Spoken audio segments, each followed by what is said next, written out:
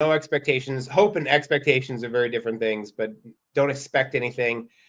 And it just seems to write itself. Like when you go in and you have the intention and you kind of, create that energy within you, and it just kind of comes out. And it certainly is dedication. Dedication. I was doing it every day. There was something I was doing. It wasn't all day every day, but I like that. some days it was. Some days I was just really feeling it, and it was just all day. I mean, I was in a situation where I kind of took out an old 401k, and I just this is what was going to happen. I wasn't working, and I was watching a lot of amazing stuff and getting all the juices flowing. And I was in a situation where I could just take a year off and just write, and that's what kind of came out.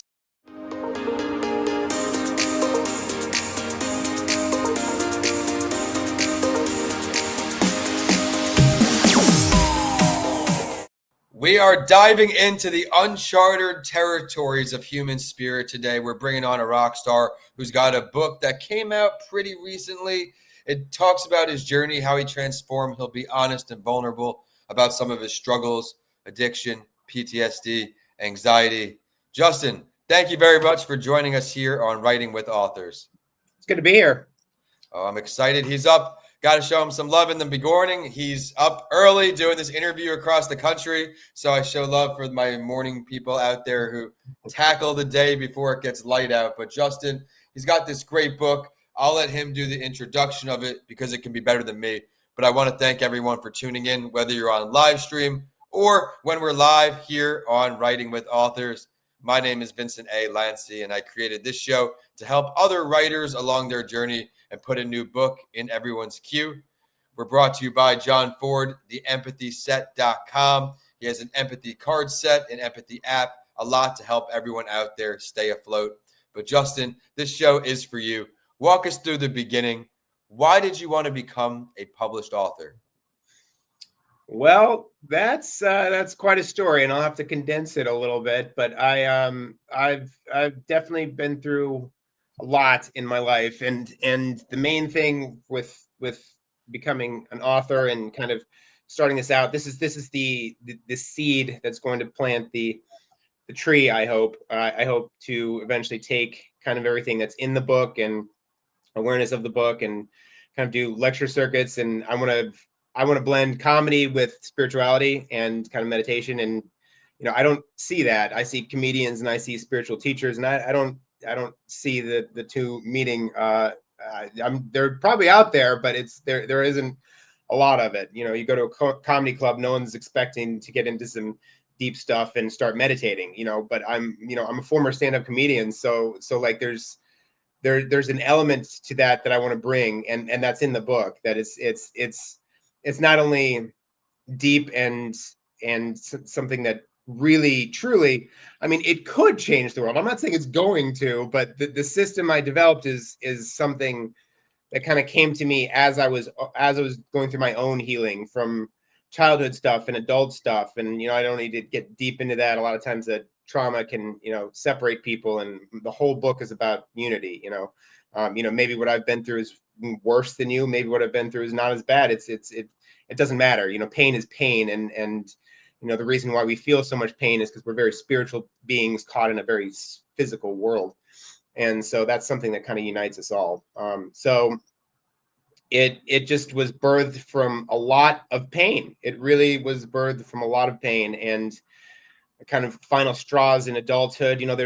There's two different types of trauma. There's kind of big T trauma, capital T trauma, which is kind of knee-jerking events. I had several of those in kind of adulthood that really kind of changed things. A lot of deaths, and had a son taken away, and just really, really nasty stuff. And then there's this lower T trauma that is this slow burn trauma of that's kind of what I went through in childhood.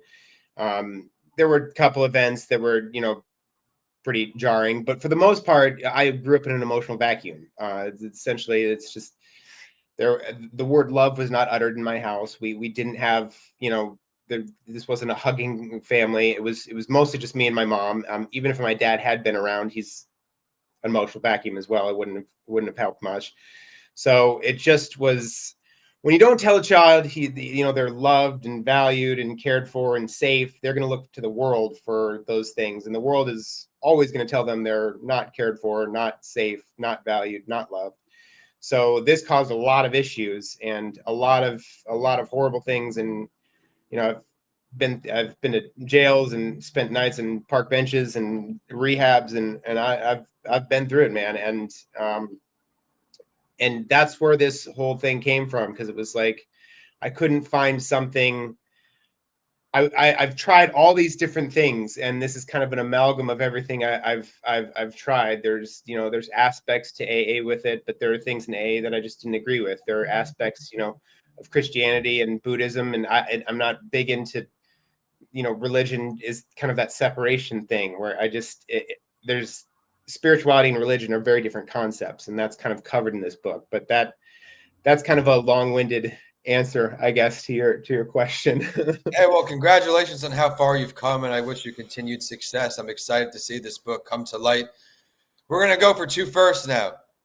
The second first will be your first time doing stand-up comedy. I want to hear about that experience. But for the purposes of this book and your story, when was the first time that you actually shared your story? First time I shared my story was probably in a therapist session in my first rehab in California, which was probably like 25, and that's when things started, realizing, that there was some deep-seated issues that needed working on, because obviously I couldn't stop drinking and using drugs. So, anyone that's in that kind of situation, there's reasons there's some spiritual bankruptcy going on that draws us to want to leave, mentally and emotionally and spiritually. And so that was kind of the first time I kind of went over my story. The first time stand up was, I took a class at Scottsdale Community College before I moved. I moved to LA for a little bit and did a few kind of nothing major. My stand up career is very minimal because I figured out very quickly it's not a great a healthy atmosphere. But the first time I did it, it was at Scottsdale Community College, and they had a class, and we went up there, and it was terrifying. I already have huge anxiety, like that's already been a part of my life. So, like almost near panic attacks. And then I moved to Los Angeles and tried it, a few open mics. I didn't try the comedy clubs. I didn't want to go there. Just random bar open mics and stuff. And I tried a few of those before rehab, because I'd take like Xanax and drink, and I thought it was funny. I don't know if I was or not. I don't remember. Sure. So my comedy career was cut short, because then I went to rehab and quickly realized that, this is not a scene that's really healthy for me to be around. And the idea of like waiting to work, getting up all day and then waiting to the very end of the day for something that it's just not, like go on stage at 9 or 10 at night, and then it's just not the life I wanted. So as much as I enjoyed comedy, I got accepted into the Groundlings School of Comedy in LA.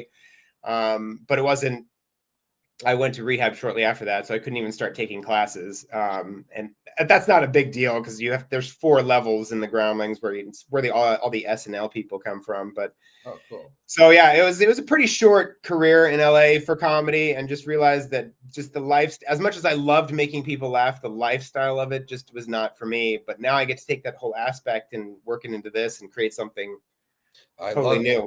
I've never heard of a mystical comedian, so that's what I kind of title myself now. I think you're going to get there, man. I see all the passion you're putting into this and all the long hours, and now things are starting to come to fruition. I want to go back to book talk now.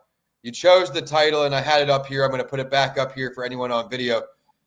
It's not as easy just to think of something and stick with it. At least for me, I had a lot of ideas going on in my mind and piecing different things together for a title. Walk us through what led you to this. So yeah, so Sourcery is spelled with a U, which for our spell check generation, it is normally spelled with an R, S-O-R, as opposed to S-O-U-R. So this system is separating itself from, wizards, magic wands, and cauldrons. So if you're looking for that, it's a different book. But so Sourcery is we're using source energy, which is the energy we all came from. We're all going back to. It's just this magic, mystical thing that surrounds us at all times. It is.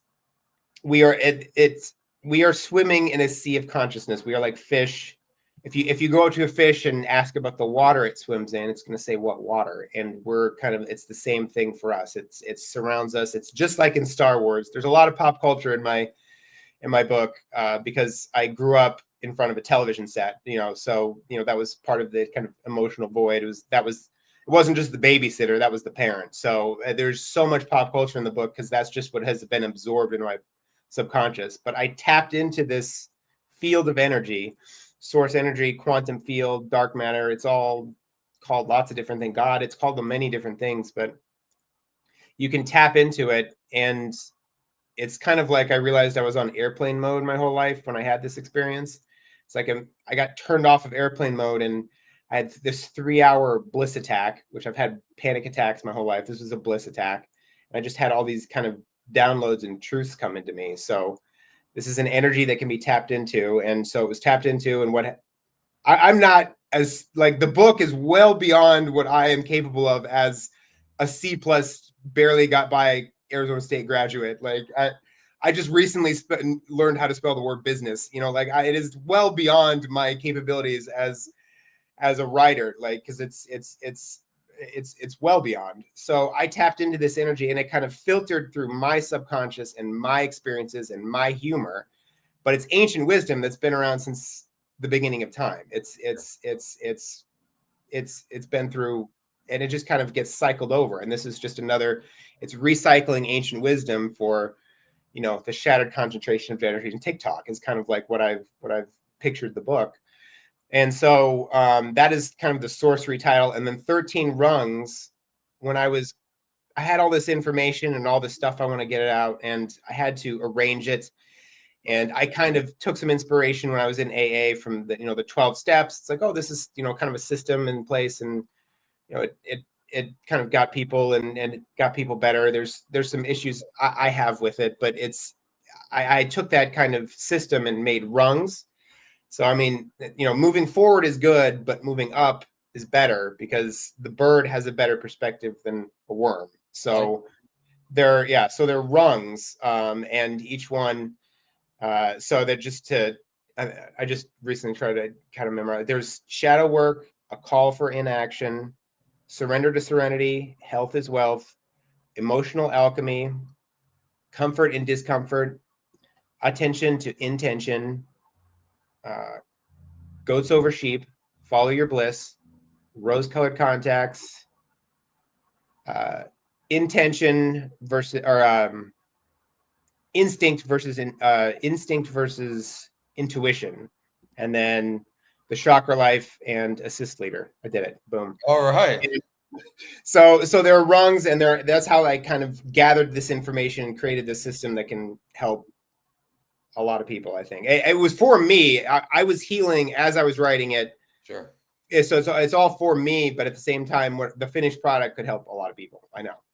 Therapeutic in writing is a beautiful thing. I always get the therapeutic effects when I write, especially for extensive amount of times. Now that we know about the book, I'd love to ask for one piece of writing advice you can give to any new author, perhaps something you wish you knew before you started. Don't go in expecting anything. I would say, the main thing is just to follow your heart, certainly. And it's really important. And no expectations. Hope and expectations are very different things, but don't expect anything. And it just seems to write itself. Like when you go in and you have the intention and you kind of, create that energy within you, and it just kind of comes out. And it certainly is dedication. I was doing it every day. There was something I was doing. It wasn't all day every day, but I like that. Some days it was. Some days I was just really feeling it, and it was just all day. I mean, I was in a situation where I kind of took out an old 401k, and I just this is what was going to happen. I wasn't working, and I was watching a lot of amazing stuff and getting all the juices flowing. And I was in a situation where I could just take a year off and just write. And that's what kind of came out. So dedication is also a big one. No expectations and dedication. I was going to say, being able to do something every day is hard if you're not enjoying it. So the way you alluded to earlier, the passion has to be in it. And now it's a great piece of advice. Hey, if you only have 5 minutes today to write, just do it. Don't make an excuse, and then build that momentum, because some days when you're feeling it, it's a great thing when you're just rocking and rolling. But Justin, before I let you go, is this book going to be part 1 of 2? Are you going to have a second book in you, or let's talk about that? Yeah, I've already got 102. Sourcery 102 in mind. Hopefully everything goes well, because what I have to do, there's this amazing training program to become a shaman, and it's like 3 times a year, twice a year or something, and it's in different parts of the world, and it's just this amazing to actually become a shaman, and because I'm not a trained shaman, but I believe in the shamanistic arts and healing ourselves, and the kind of Western way, and it's not bad or anything, but the Eastern way, when it comes to chronic illness, it is kind of the more way. So I want to go train to be a shaman and write about my experience. So hopefully this one does well, and I can be able to afford to do that. I look forward to hearing all about it. I look forward to seeing this book's success. Thank you so much for hopping on the show. Writing with Authors, a YouTube exclusive I created after I got over the shiny object syndrome with Instagram, and I said, YouTube's a beautiful thing. Let's get it going. Check out all the authors there. I have his title right here, but where can we find you online? Everyone, the book right here in the bottom of the video. Check it out on Amazon. It's available now. Yeah. That's I actually deleted all my social media about 4 years ago when I had this experience, and I might get back on at some point, but it's like a horse wearing blinders. It really helped me write a better book. So I'm not on social media currently, and we're working on the website. Justin L. Shaw, I've already got that held, but we're still working on that. The main thing is Amazon, Sourcery 101. You can also, if you want a free ebook, I'm on Telegram. So Sourcerer 13 with a U, SOURCERER 13 on Telegram. And then you can email me to sorcerer13 at Gmail, SOURCERER 13 at Gmail. And I do have free ebooks. So the main thing is creating awareness this year. So if you want a free ebook, hit me up. Or if you want to talk about anything, I'm good with that too. Hey, I appreciate the kind offer. Everyone, if this is up your alley, be sure to take advantage of this offer. And this is Writing with Authors. Remember to subscribe here on YouTube for the next episode. And my name is Vincent A. Lanci. I want to thank you so much for tuning in. But before we go, let's show love to our show sponsor, John Ford, empathyset.com. Go to the App Store. He has an empathy app there too to help you with your mental health. And of course, Coming Alive podcastproduction.com to start your podcast journey today. But with that, we're signing off across the country. Justin, thank you so much for joining us here on Writing with Authors. Thank you for having me.